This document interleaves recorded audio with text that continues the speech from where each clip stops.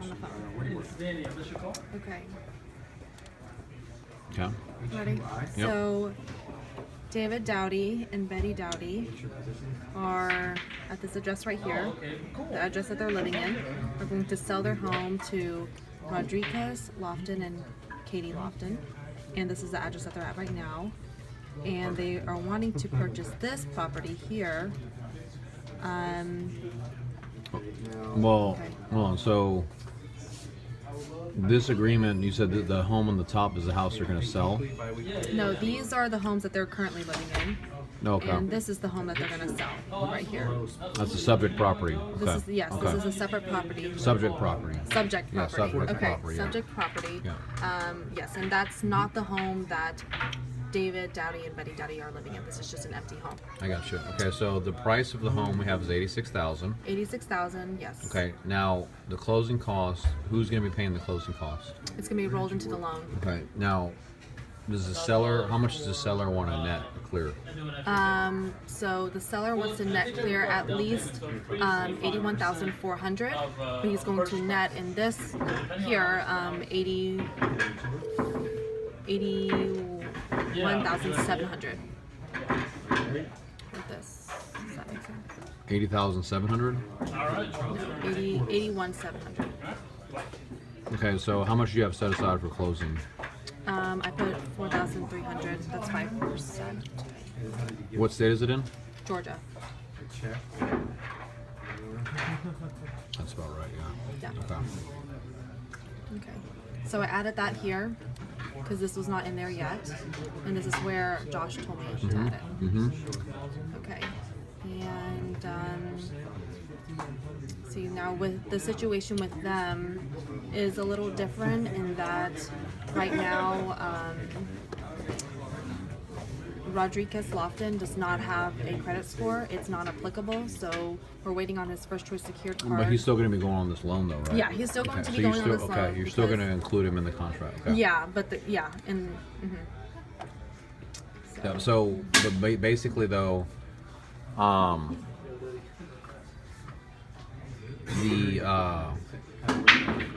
what's the estimated close date? it's going to be January 15th. And do we have that in the agreement? Yes. We have a ping pong. Right here. The boss's kids come in.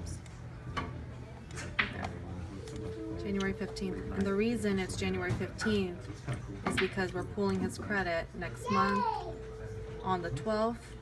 And by then I've already prepared a whole list of documents that they'll need from me. So they're prepared as to what they'll need to give me. And so with everything organized, I should be able to, way ahead of time, I should be able to have their closing date around this. Okay, I mean, go down. Minimum payment like $25-$30. I mean, here's the thing in Georgia, because there's no transfer taxes over there. We do need to find out. You have the nuts and the bolts down. You have the subject property. You have the purchase price. You have the closing cost. You have the buyer's information. What we need to find out, though, to include in here, is the owner's title policy, the title insurance. Who's gonna be paying that? Because I didn't see anything talking about that in the agreement. Yeah, so I talked to them about it. It's going to be the borrower that's going to be. Okay. Okay. So then you would just leave it. You would just leave it as is. Then it would be passed on to the borrower. Okay. So if it was going to be the seller's responsibility, then you would also want to have that included in here to show that the seller would be paying it. Well, good night. But since the buyer's paying that, it's going to be part of the 4,300 in concessions. Okay. And you're doing an FHA or what? This is USDA. Okay. USDA. What's your address now? These are their ratios right here. Do you want to stay in that area? 1732. Okay, give me your address now. With this. And now these ratios, when I pull up their credit report together, I have the borrower and co-borrowers debts in there. I can see whose is who. But when I just and it's still not applicable. But I do see that he has some debts. They're just so old, so it's not applicable. Okay. So what did you do to build a credit score for him? I had him open up a First Choice secured card, but they actually went and opened up a Capital One secured card. And the Capital One secured card says that they will, how it works with them is once you've received your statement with them, then that's when it'll report to the bureaus, not when you've activated your card and use it. It's after the statement is. So that's a longer cycle. A longer Why did he cycle. want to do the First Choice? I mean, Well, I sent them the First Choice. She accidentally did Capital. She read First Choice as, I don't know, Capital One. Yeah. So okay. that's what happened there.